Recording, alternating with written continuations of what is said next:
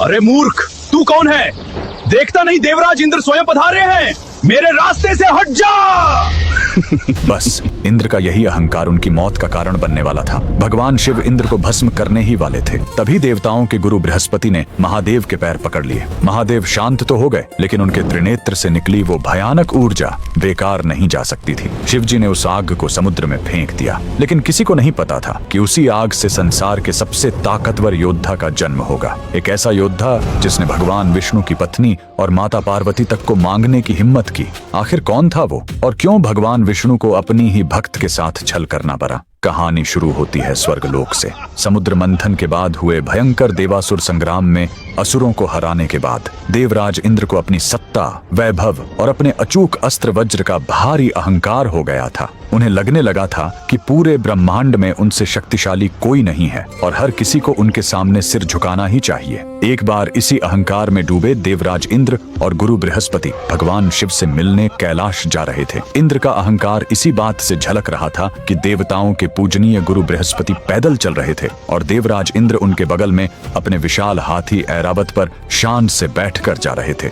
शिवजी अपने भक्तों का घमंड कभी नहीं टिकने देते। वो जान गए थे कि इंद्र सत्ता के नशे में अंधे हो चुके हैं। उनका यही घमंड तोड़ने और उनकी परीक्षा लेने के लिए महादेव ने एक डरावने सन्यासी अघोरी का रूप धरा और जानबूझकर उनके रास्ते में लेट गए। इंद्र ने अहंकार में आकर सन्यासी को हटने को कहा। जब सन्यासी ने अनसुना कर दिया तो इंद्र का गुस्सा फूट पड़ा। उसने अपना वज्र उठाया और कहा, हट जा, वरना तुझे यमलोक पहुंचा दूंगा। तभी उस सन्यासी की तीसरी आंख खुल गई। वो साक्षात महाकाल थे।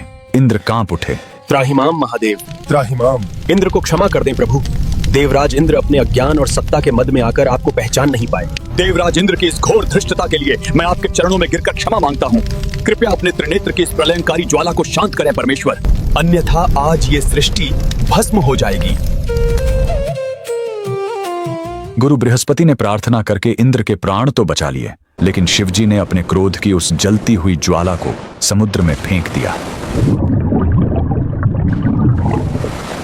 समुद्र में गिरते ही उस ज्वाला से एक बालक का जन्म हुआ। उसके रोने की आवाज से ही तीनों लोक कांपने लगे। जल से उत्पन्न होने के कारण ब्रह्मा जी ने उसका नाम रखा जालंधर। उस बालक का पालन पोषण समुद्र देव ने किया, लेकिन उसकी शक्तियों को पहचान कर असुरों के गुरु शुक्राचार्य ने उसे गोद ले लिया। शुक्राचार्य ने उसे सारी विद्याएं सिखाई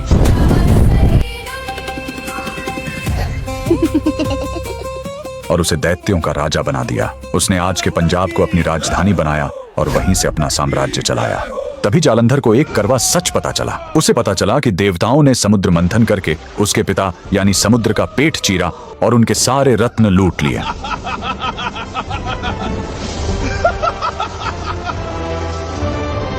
ये सुनकर जालंधर प्रतिशोध की आग में जल उठा।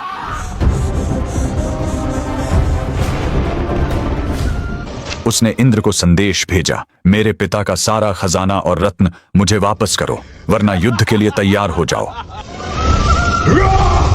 जालंधर का विवाह कालनेमी राक्षस की बेटी वृंदा से हुआ। वृंदा एक राक्षस की बेटी जरूर थी, लेकिन वह भगवान विष्णु की परम भक्त और एक महान पतिव्रता नारी थी। गदा धारण कर धर्म बचाते, हे नारायण जग को। उसका सतीत्व ही जालंधर की सबसे बड़ी ढाल बन गया।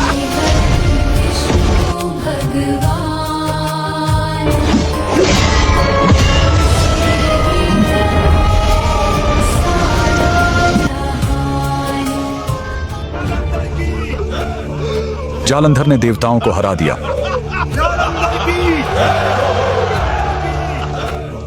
और अहंकार में आकर उसने माता पार्वती को भी अपनी रानी बनाने की मांग कर दी। यह बहुत बड़ा अधर्म था।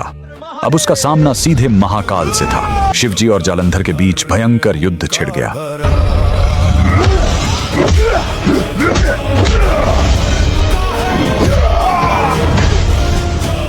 विनाश का अंतिम प्रहर। लेकिन हैरानी की बात थी कि महादेव का त्रिशूल भी जालंधर का कुछ नहीं बिगाड़ पा रहा था, क्योंकि जब तक वृंदा अपने पति की सुरक्षा के लिए पूजा में बैठी थी, भगवते वासुदेवाय नमो भगवते वासुदेव। दुनिया की कोई ताकत जालंधर को नहीं मार सकती थी। देवता घबराकर भगवान विष्णु के पास गए। हे प्रभु, हमारी रक्षा करें। विष्णु जी धर्म संकट में पड़ गए क्योंकि वृंदा उनकी परम भक्त थी।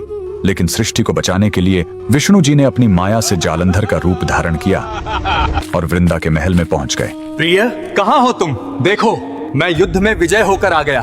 वृंदा को लगा कि उसका पति युद्ध जीत कर आ गया है। उसने तुरंत अपनी पूजा छोड़ी और खुशी से अपने पति रूपी श्री हरि को गले लगा लिया।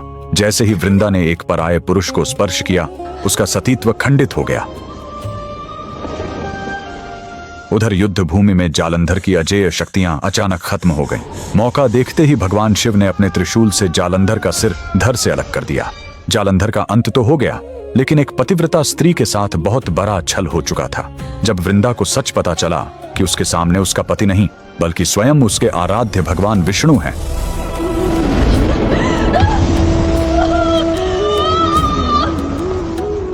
तो उसका दुख और क्रोध ज्वालामुखी की तरह फूट पड़ा। उसने रोते हुए भगवान विष्णु को 3 कठोर श्राप दिए। वृंदा ने कहा, तुमने एक पत्थर की तरह निष्ठुर होकर मेरी भावनाएं आहत की हैं, इसलिए तुम भी पत्थर बन जाओगे। जिस तरह तुमने छल से मुझे मेरे पति से अलग किया है, वैसे ही एक दिन तुम्हें भी अपनी पत्नी से बिछड़ने का घोर दुख सहना पड़ेगा और अपनी उसी पत्नी को ढूंढने के लिए तुम्हें पागलों की तरह दर दर वन वन भटकना पड़ेगा और वानरों की मदद लेनी पड़ेगी। यहाँ प्रभु श्री हरि का बड़प्पन देखिए। तीनों लोगों के स्वामी चाहते तो एक क्षण में इस श्राप को भस्म कर सकते थे, लेकिन अपनी एक सच्ची भक्त के वचनों का मान रखने के लिए उन्होंने मुस्कुराते हुए उस कठोर श्राप को सहर्ष अपने ऊपर ले लिया। अपने आराध्य को श्राप देने के बाद और पति के वियोग में तड़पती हुई महान पतिव्रता वृंदा ने वहीं योग अग्नि प्रकट की और सती हो गई। सती हुई वृंदा की राख से वहीं एक पवित्र पौधा उत्पन्न हुआ। पर भक्ति अमर हो उठी वहीं, जहाँ गिरी थी वो बलिदानी। तब विष्णु जी ने शालिग्राम पत्थर का रूप लिया और उस पौधे को वरदान दिया कि वृंदा,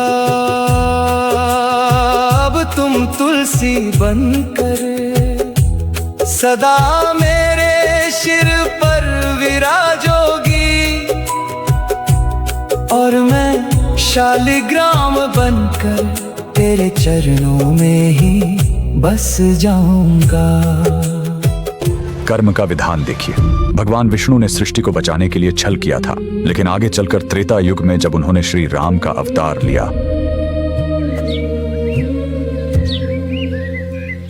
तो सती वृंदा का वो श्राप सच हुआ। भिक्षां देहि।